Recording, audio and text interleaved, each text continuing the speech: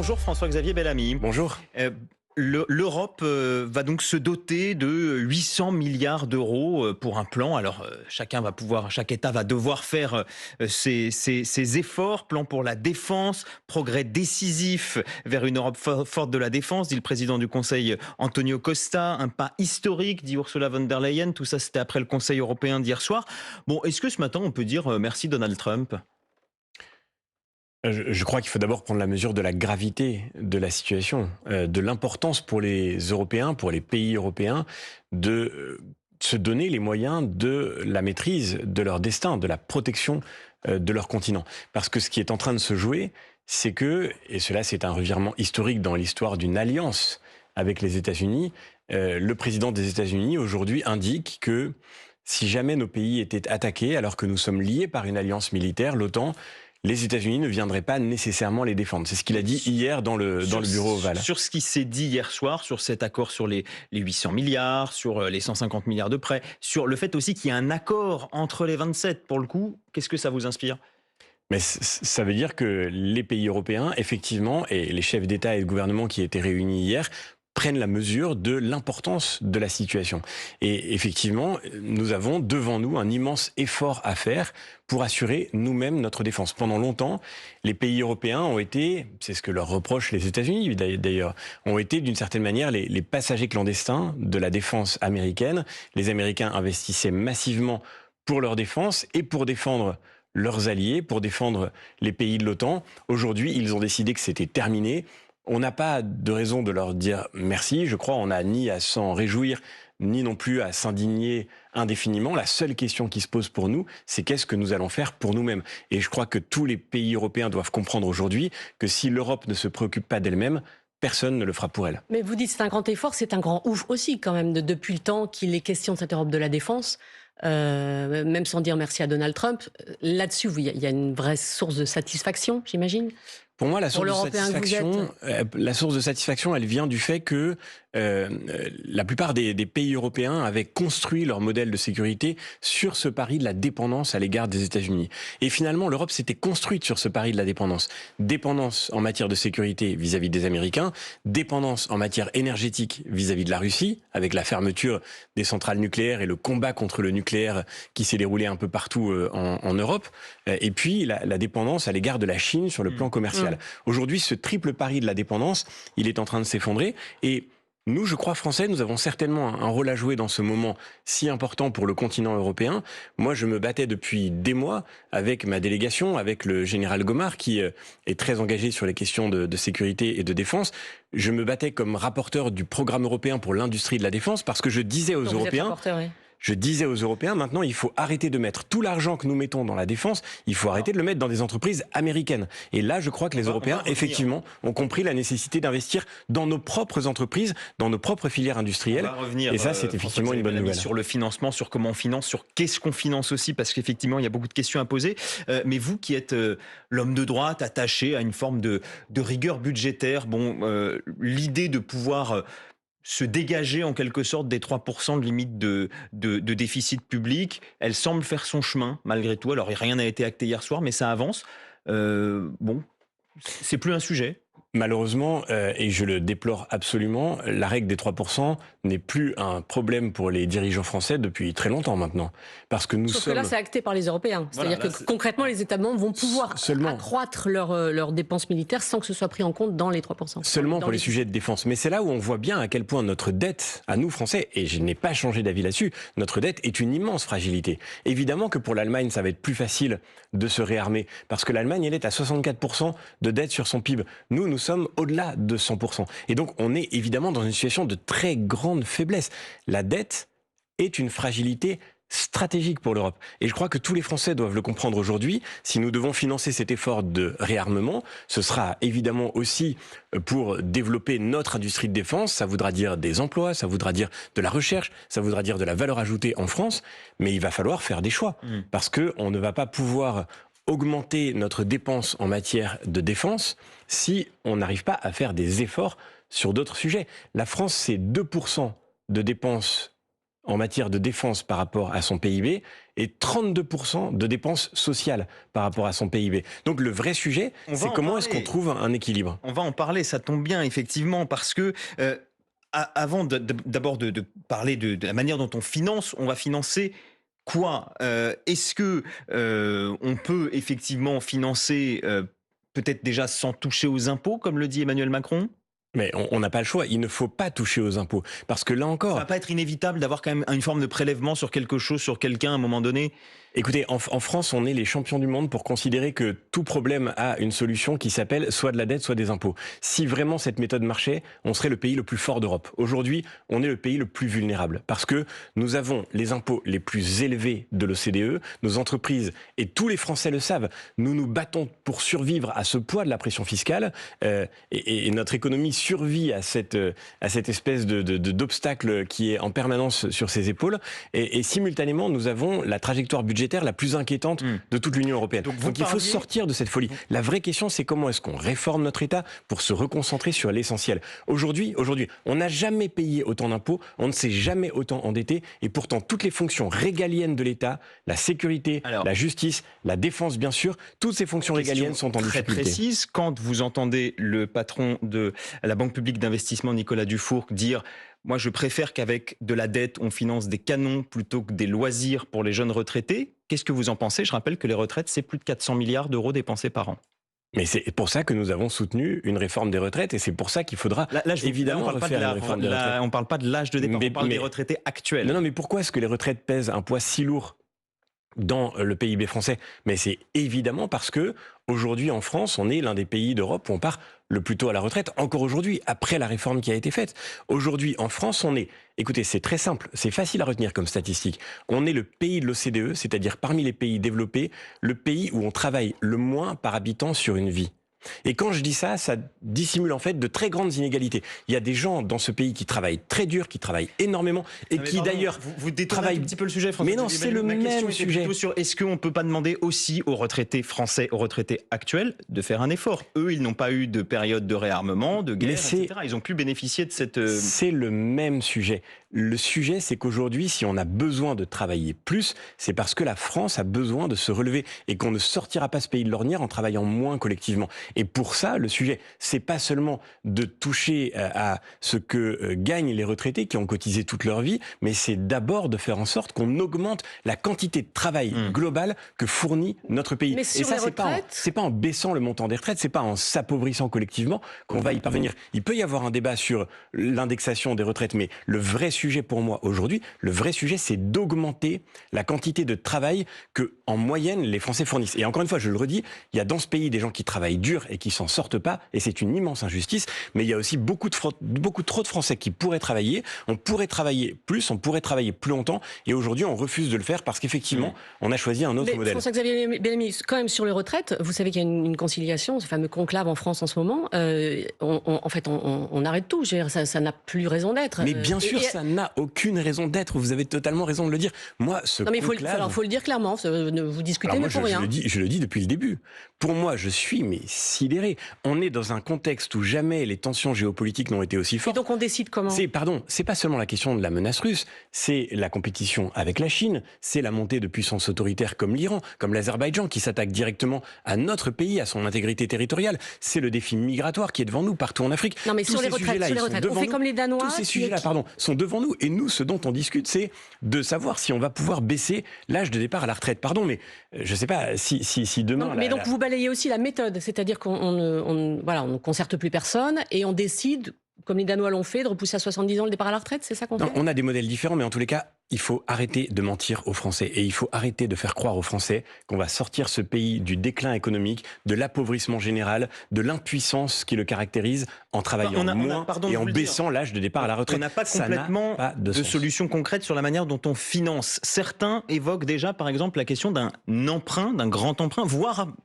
peut-être même d'un emprunt obligatoire, comme ça avait pu être le cas à l'époque sous François Mitterrand. Est-ce que ça, c'est quelque chose qui peut s'envisager?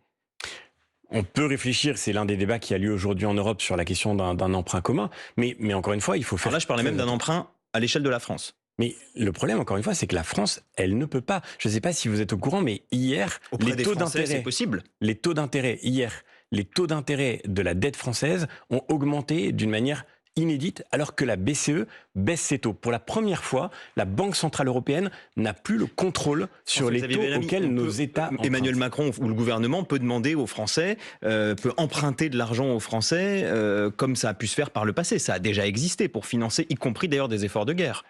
Moi, je crois qu'on a un vrai sujet en France qui est comment est-ce qu'on arrive à faire en sorte que l'épargne des Français s'investisse dans l'économie. C'est pas une question de contribution ou d'impôt. Il faut surtout pas, encore une fois, je le redis, augmenter encore la pression fiscale. Mais on a aujourd'hui, et ça c'est un atout pour notre pays, on a une épargne très importante. Les Français épargnent beaucoup, mais le grand malheur, c'est qu'on n'a pas construit les dispositifs qui permettent que cette épargne s'investisse en France. Et l'investissement, c'est du retour sur investissement. C'est de la prospérité pour les Français. Aujourd'hui, le drame, c'est que cette épargne, elle s'investit dans l'économie américaine plus que dans l'économie européenne et dans l'économie française. Et donc, ça, oui, c'est un sujet. C'est comment est-ce qu'on arrive à mobiliser le levier que représente cette épargne pour la défense. Pas par des outils de marché, encore une fois. C'est pas une question de contrainte.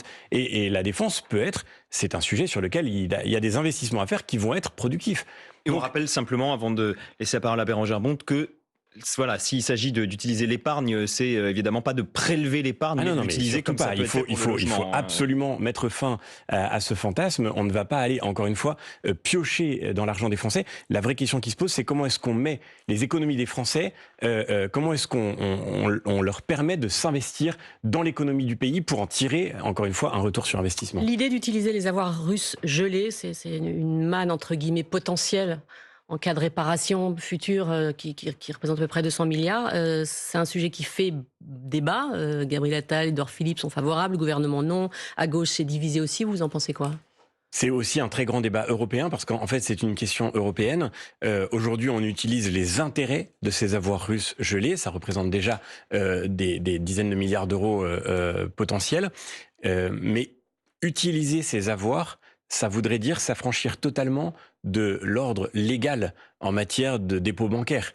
Et le risque serait très grand de créer une immense insécurité juridique. Aujourd'hui, vous le voyez bien, il y a une tension. Enfin, envahir un pays, c'est pas non plus légal. Donc, bien sûr. Je ne défends pas du tout la Russie en disant ça.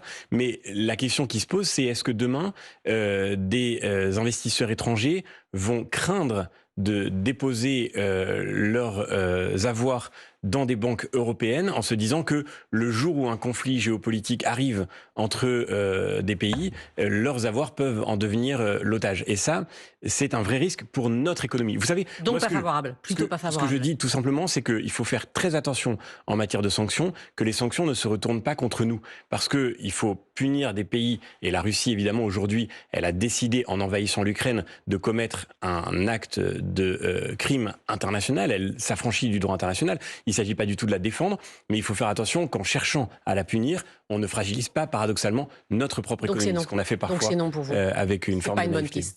En tous les cas, c'est un débat qu'il faut prendre avec beaucoup de précision.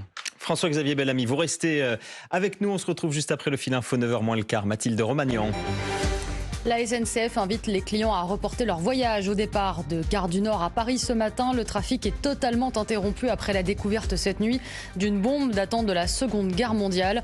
Les opérations de déminage sont en train de s'organiser dans la plus grande gare d'Europe qui accueille 600 000 voyageurs chaque jour. Gérald Darmanin visite ce matin la prison de Vendin-le-Vieil dans le Pas-de-Calais avec celle de Condé-sur-Sarthe dans l'Orne. Ce sont les deux établissements choisis pour mettre à l'isolement les 200 détenus les plus dangereux issus de la criminalité organisée, comme le souhaite le ministre de la Justice. Je vous remercie, dit le pape François aux fidèles catholiques dans un message audio diffusé hier par le Vatican. Le pape est hospitalisé depuis 3 semaines pour une double pneumonie. Il a passé une nuit tranquille, selon le Saint-Siège. Fermeture ce matin de la ligne d'arrivée du Vendée Globe après plus de 116 jours de course autour du monde. Le Belge Denis Van Wenberg, dernier navigateur en mer, arrivera demain. Il ne sera donc pas officiellement classé. France Info. Le 8-30 France Info, Bérangère Bonte, Adrien Beck. Et ce matin, François-Xavier Bellamy, député européen, vice-président du PPE, le Parti populaire européen, et rapporteur sur le programme européen d'industrie de défense. À ce titre-là, évidemment, on a envie de vous poser la question, comment tout ça va s'articuler avec ce programme ? L'idée, c'est de produire européen également, en quantité suffisante. Ce sera possible quand, ça ? C'est déjà possible. On le fait déjà. En quantité suffisante, j'entends. On va rappeler que Les Européens s'équipent militairement à 80% hors Union européenne, 60% aux États-Unis. Ça, c'est les chiffres de l'an dernier, en effet. Mais c'était, je le redis, le pari des Européens. C'est-à-dire que hier, j'étais au sommet du PPE avec les chefs d'État et de gouvernement de la droite européenne. Ils sont 15 premiers ministres de droite en Europe. Le premier ministre polonais qui était là, eh bien, pendant des années, effectivement, il a équipé son pays avec des matériels américains parce que les Américains étaient leurs alliés principaux, nos alliés, et que pour se défendre d'une menace russe qui est toute proche de la Pologne, ils avaient besoin de cette garantie américaine. Ils auraient pu acheter des Rafales aussi. Mais en fait, comment est-ce que ça fonctionnait? Pourquoi est-ce que les Polonais, pourquoi est-ce que 13 pays européens ont acheté des F-35 plutôt que des Rafales? Eh bien parce que les Américains garantissaient la sécurité de ces pays et en échange, il était cohérent de s'équiper chez eux. Et donc, on était devant une difficulté très grande, nous Français, pour partager avec nos amis en Europe cette nécessité de construire une véritable industrie de défense dans nos pays parce que les États-Unis, en échange de leur protection, exigeaient cette dépendance. C'est ça rend très dépendant, notamment sur les cibles, notamment... Bien sûr. Et aujourd'hui, je pense que... Le fonctionnement même des avions. Le moment que nous traversons, c'est un moment de vérité pour l'Europe. Et je crois qu'il faut faire les choix qui s'imposent. François-Xavier Bellamy, plusieurs pays encore qui ont des commandes en cours d'avions américains, de F-35. Alors, il y a l'Italie, le Danemark, la Belgique, la Pologne, la Grèce, la Finlande, et j'en oublie sans doute. Est-ce que... Vous dites, voilà, certains seraient peut-être bien avisés de suspendre ces commandes qui n'ont pas encore été livrées, je le précise. Alors d'abord, je voudrais dire que j'espère que les États-Unis vont rester nos alliés. Je crois qu'on a beaucoup à défendre ensemble et à l'avenir, dans la durée, il faut surmonter les difficultés du moment. Maintenant, ce qui est absolument clair, c'est que les États-Unis, et je l'ai dit depuis des années, s'ils sont nos alliés, ne sont pas pour autant nos suzerains. Et nous ne devons pas être leurs vassaux.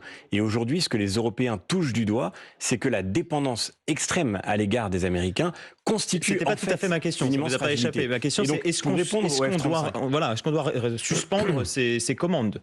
Ne serait-ce que pour envoyer un signal. C'est une discussion très difficile, mais c'est une discussion indispensable. Pourquoi? Parce que quand vous avez un F-35, quand vous avez un avion américain, un matériel américain, une arme américaine, quelle qu'elle soit, elle contient avec elle une clause qui s'appelle ITAR, qui, pardon de rentrer dans la technique, dit que vous ne pouvez pas utiliser cet avion, ce matériel, cet armement, si les États-Unis ne vous en donnent pas l'autorisation. Si vous avez un F-35 et que vous voulez l'utiliser quand les États-Unis ne le veulent pas, vous ne pouvez pas le faire décoller, vous ne pouvez pas l'entretenir, vous ne pouvez pas communiquer avec son système de détection, et donc, d'une certaine manière, vous êtes privé de l'armement que vous avez pourtant acheté. Enfin, on découvre pas le commun, peut-être. Oui, voilà, ceux qui nous écoutent peut-être pas, mais les gens concernés le savaient. Mais le basculement, objectivement, personne n'aurait tellement pu prévoir, y compris en pressentant la réélection de Donald Trump. Le grand basculement, c'est que sous la direction du président Trump, la semaine dernière, pour la première fois dans l'histoire récente, les États-Unis ont voté aux Nations Unies sur une résolution qui opposait la Russie aux pays européens, avec la Russie, avec la Corée du Nord, avec le Venezuela. Dans un contexte où nos démocraties sont face à la montée de puissances autoritaires qui veulent défier notre modèle démocratique, les États-Unis semblent avoir pris fait et cause ce jour-là pour ces pays autoritaires qui attaquent notre modèle. Et moi, c'est la question que je pose aussi à nos amis américains. Est-ce que vraiment ils croient que c'est là le camp des États-Unis? C'est une vraie question et c'est pour ça que j'espère que nous garderons ce lien. Je suis sûr que nous garderons ce lien. Mais aujourd'hui, en tous les cas, tout le monde comprend que dans ce contexte et dans cet éclairage, il faut que les Européens soient capables d'assumer leur propre défense sans être dépendants de leurs alliés américains. Même si les Américains doivent rester nos alliés, notre devoir, c'est d'en être indépendants. Parce que si nous voulons qu'il y ait une alliance forte, il faut que nous soyons aussi des alliés forts. Je ne vous trouve pas rancunier vis-à-vis des Américains. Il faut raconter peut-être que vous étiez à Washington la semaine dernière avec une délégation du PPE, premier groupe du Parlement européen. Vous aviez rendez-vous avec les Trumpistes, les Républicains. Ils ont annulé purement et simplement juste avant. Ils vous ont donné une raison ? On a rencontré beaucoup d'élus américains, de responsables politiques, mais effectivement, quelques élus républicains n'ont pas souhaité nous rencontrer, de même que... Pas très envie d'être sur la photo avec des Européens, c'est ça? La chef de la diplomatie européenne devait rencontrer Marco Rubio, le chef de la diplomatie américaine. Il a annulé le rendez-vous au dernier moment alors qu'elle était déjà arrivée à Washington. La présidente du Parlement européen, qui était avec nous également dans la même semaine, a rencontré aussi la même défiance défiance. On sent bien qu'aujourd'hui aux États-Unis, en effet, il y a une forme de distance, de fossé qui se creuse. Et moi, je le redis, non, je suis pas rancunier. On a une histoire avec les États-Unis qui dépasse de très loin les turbulences du moment. Ce que disent les Américains aujourd'hui est dur à entendre. Quand le président Trump hier, dans le bureau ovale dit nous sommes liés par un accord d'alliance militaire, mais si nous étions en difficulté, nous les États-Unis, est-ce que vous croyez que la France viendrait nous défendre? Je voudrais simplement rappeler aux Américains que la seule fois que l'article 5 a été activé, la seule fois que l'OTAN a vécu l'activation de cette alliance militaire, c'était pour aider les Américains après le 11 septembre, et la France a été en Afghanistan. Et des soldats français, soldats français morts ont donné leur vie pour ce combat en Afghanistan aux côtés des Américains. Je crois qu'aujourd'hui, ce serait monstrueux d'oublier ces soldats français, et que ce que dit le président des États-Unis, je me permets de le dire là aussi avec gravité, est une forme d'insulte à l'histoire. Vous êtes encore atlantiste d'une certaine façon? Oui, je le redis encore une fois, sur le long terme, regardez le monde. Votre discours, Bérangère le relevait, c'est voilà, bon, les États-Unis sont nos alliés, on s'aime beaucoup, mais faut faire attention. Donc en fait, on peut leur faire confiance encore aux États-Unis. Je distingue l'alliance et l'amour. Hein. Vous savez, l'alliance, c'est aussi une question d'intérêts convergents.